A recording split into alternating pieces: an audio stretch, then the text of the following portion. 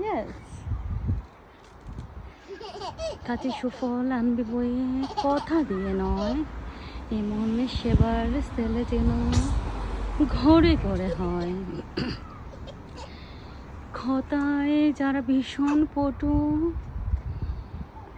তারাই হলো বোকা, সবার মাঝে নিজকে নিজেই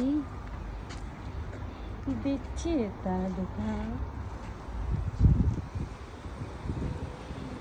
কথা হবে আস্তে ধীরে, রেখে কাজের মিল, প্রয়োজনে নিজের মুখে নিজেই লাগাও খেল।